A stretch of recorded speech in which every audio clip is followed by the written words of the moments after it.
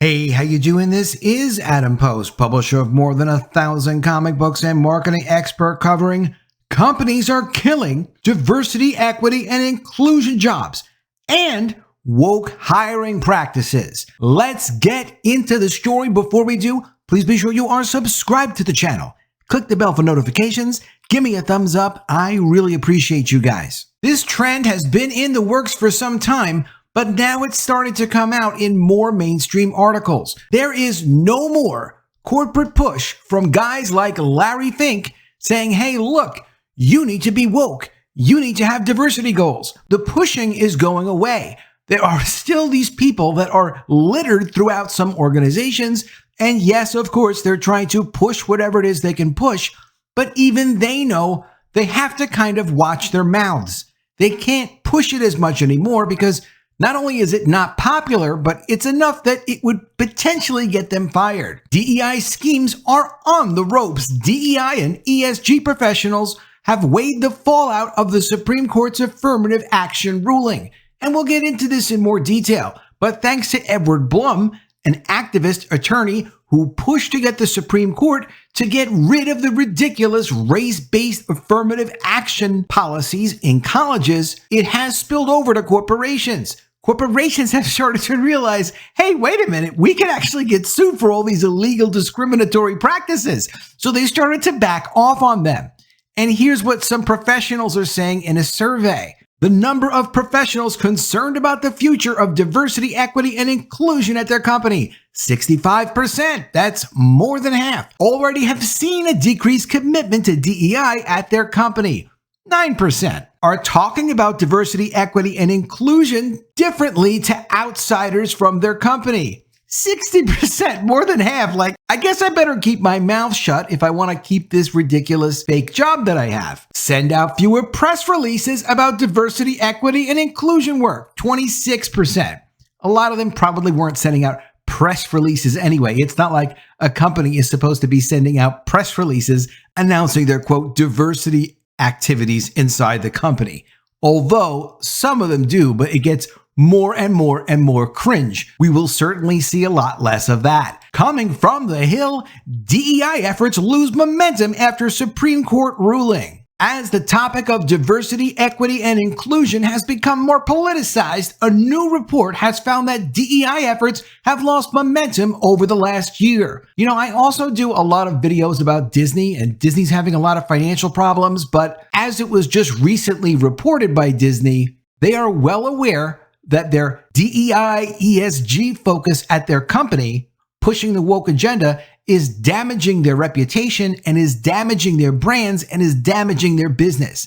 It's not that they don't realize, oh, well, this is bad for business. Maybe we shouldn't do it because it's hurting our profitability. That's not the profitability they're concerned about. Their profitability is just pushing a social agenda. Companies are already getting sued for this sort of thing. Disney pushing it into all of their products so aggressively, I have to imagine they're going to get sued for that pretty soon. We will definitely be keeping a careful eye on that. A report from Paradigm, a DEI consulting company, found that though 54% of companies have a budget for DEI initiatives, that percentage is down 4 points from 2022. And since Paradigm is the one that's doing the survey and the one doing the report, they can control the selection of companies they know they can contact. I am sure there are a lot of companies that don't have DEI programs, and they were aware they weren't probably going to have DEI programs, and they never contacted them. I'm sure the percentage is much more severe than down 4 points. The report from September followed the Supreme Court's June ruling striking down the use of race-conscious admissions in higher education. Paradigm's report said that though there have been some positive strides over the last year in terms of DEI momentum, overall the loss of momentum poses high risk in the coming years. Here's their report. The State of Data-Driven DEI 2023 Trends and 2024 Opportunities. Only 26% of companies analyze their hiring practices by race or ethnicity. Oh my God. And only 31% measure by gender. However, companies fare slightly better when it comes to analyzing promotion rates. 33% of organizations analyze promotion rates by race or ethnicity, while 46% analyze by gender. Of course, they shouldn't be tracking any of that. It should all just be merit-based. But it's interesting that only 26% of companies are now analyzing their hiring practices by race, saying, okay, how many white guys, how many black guys, how many Asian girls? Like, of course, that's not what you should be doing. Collecting this data is important to identifying potential discriminatory practices, the report explains. Once these practices are identified, then programs can be implemented to counteract them. But DEI practices have become increasingly polarizing. Quote, external forces are no longer pushing companies to invest in DEI. Instead, in some cases, external forces are pushing back on companies' investment in DEI.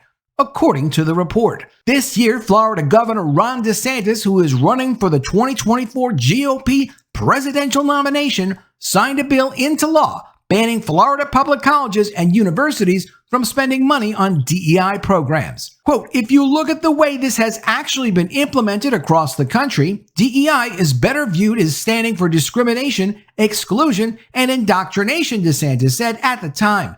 And that has no place in our public institutions. You really can't disagree with him there. Why would you have a state-funded college pushing discriminatory practices? It's inexplicable and ridiculous. Still, while some companies offer DEI training, the Paradigm report found that only 35% measure the impact of such training. So at least 2/3 of them do the training and then like, all right, here's your dumb training. We're not going to follow up on it, whatever. This comes as organizations' human resources leaders are de-emphasizing the data and analytics, the report added. Because it's wasteful, worthless information and people really do have actual work to get on to doing. Even in human resources, there is legitimate work to be done. Human resources people work very hard, especially dealing with employee benefits. Paradigm is now urging companies to prioritize DEI efforts. I should say they're begging companies to prioritize DEI efforts because that's the business that they're in. They said they're a DEI consultancy. They probably should broaden their business model over a Paradigm to include other human resources services. This diversity thing is fading away. Quote, regardless of the political climate, companies need data to understand their unique DEI challenges and opportunities and track progress, the report said. Going beyond simple representation metrics and regularly looking at data throughout your hiring, promotion, attrition processes, as well as feedback on the employee experience will help companies craft the right long-term strategies and identify potential issues early. It does sound like the kind of thing that once people are not getting outside pressure, once Larry Fink isn't calling them up and threatening them in the Wall Street Journal with letters like he has before, saying all companies must have social purpose and all this other offensive stuff that Larry Fink did to push this agenda, once that's not happening anymore, of course the companies aren't going to do it because they do actually have business to focus on. It's not just a social club. They're really trying to make money in a difficult environment. From thedailymail.com, corporate America's DEI showdown, the anti-woke backlash against Target, Macy's, and Bud Light has rocked the diversity industry, but its policies persist under the radar. So what they have now is they have employees that are still trying to push this here and there, but they have to do it like on the down low, like sort of like people doing illegal transactions at the office or smoking in hallways and doing things like they shouldn't be doing. These guys have to sneak around doing it. It's been a tough year for the diversity, equity, and inclusion industry, which seeks to reshape America's colleges and workplaces. A Supreme Court ruling effectively stopped college admissions tutors from giving applicants a leg up due to their race. Such big-name brands as Bud Light, Macy's, and Target have lost customers and face legal fights over diversity schemes. But while the DEI managers are on the ropes, they're not going away just yet.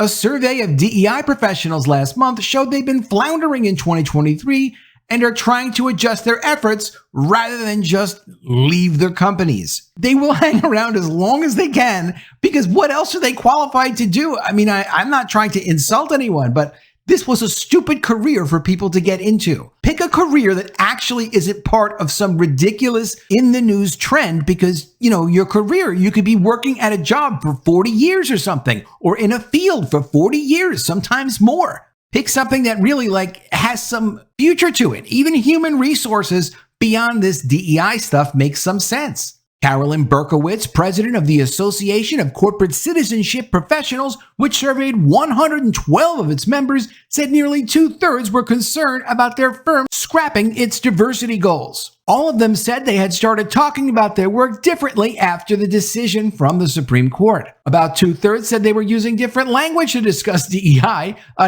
so they can talk about it, but they have to change the words around. Another quarter said they were simply talking about it less. Still fewer than 1 in 10 members said their firm had actually scaled back its diversity targets. For Berkowitz, a staunch advocate of getting more women and minorities into good jobs and colleges, the change has been largely cosmetic. The work continues despite the uncertain environment in 2023, she added. While DEI advocates say they are bringing more Black, brown, female, and queer talent into firms and raise morale across the board, critics call them a virtue signaling exercise that fosters backlash discrimination against straight white men or basically anyone normal. In offices and factories nationwide, DEI teams end up butting heads with long-standing employees thanks to their compulsory training in tackling racial bias, microaggressions, and what they call white privilege. They have faced greater scrutiny since the Supreme Court in June ruled against race-conscious admissions programs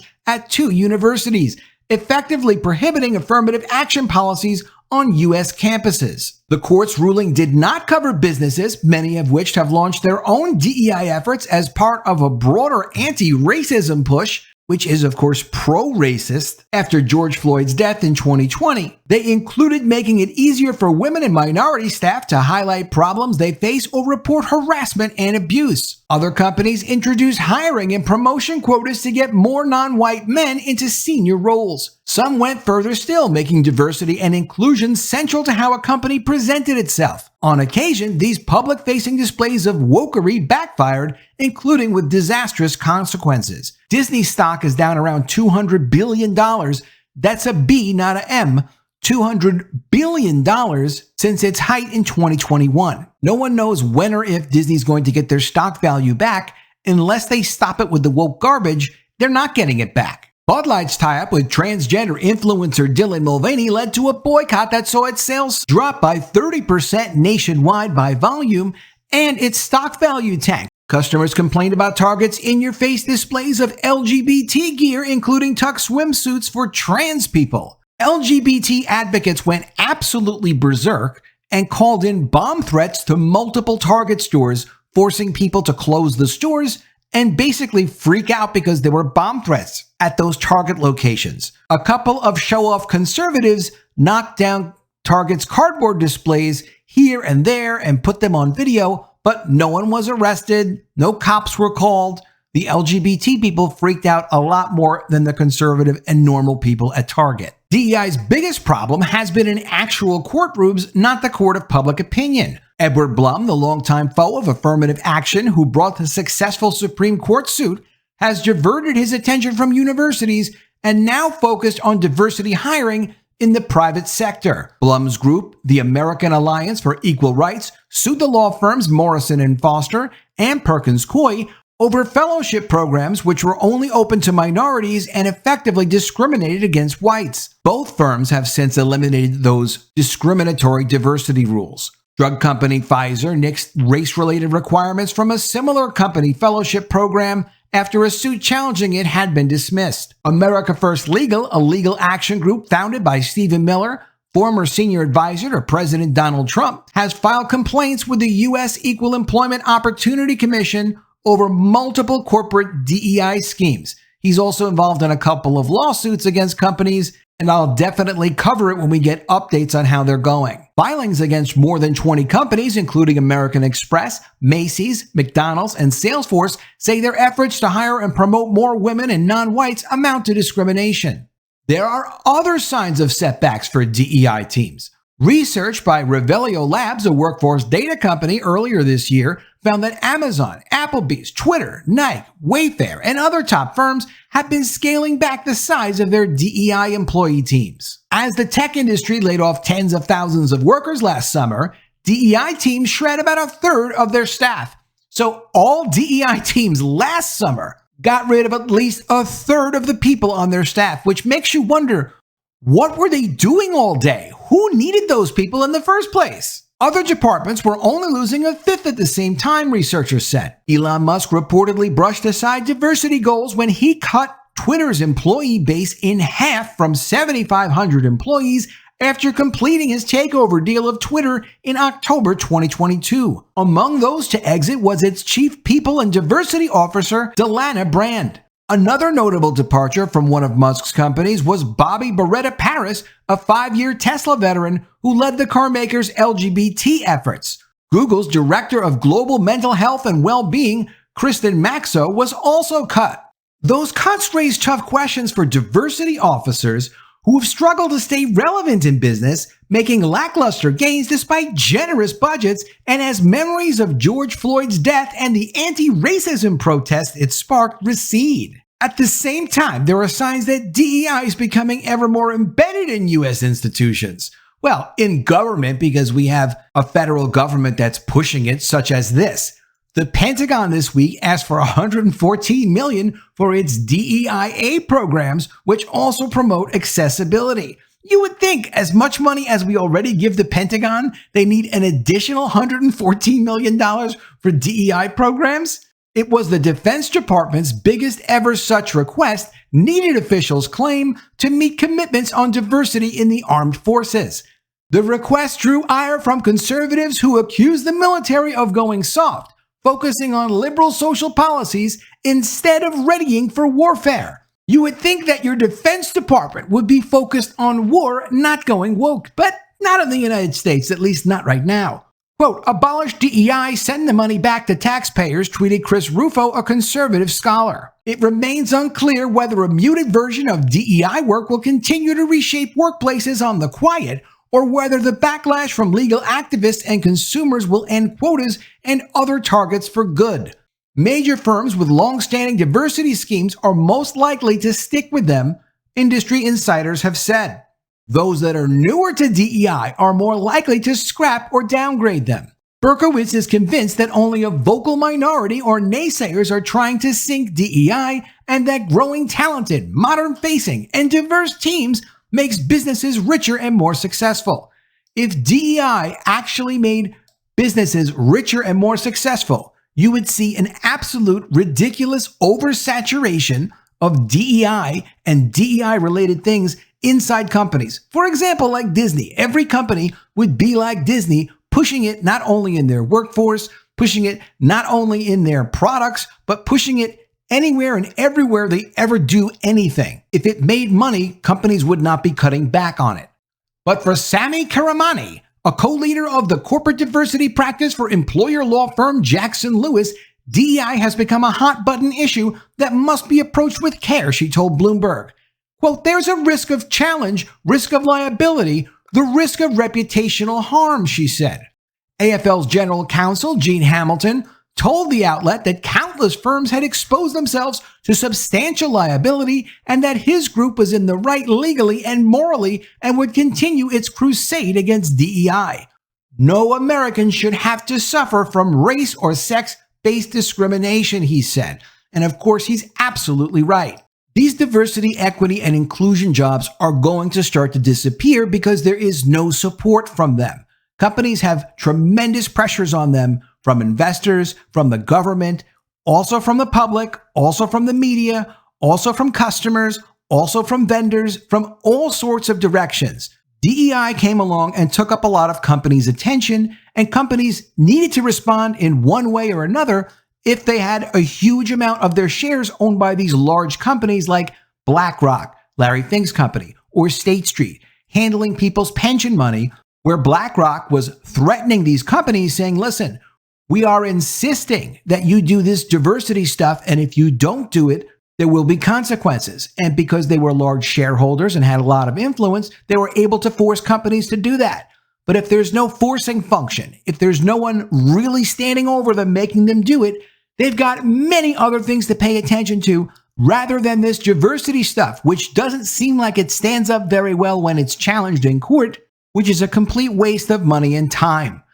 Let me know what you think of all this in the comments below. Always love to see your ideas. Please be sure you are subscribed to the channel. Click the bell for notifications. Give me a thumbs up, and I'll see you again soon with another video. And if I don't see you, I will miss you.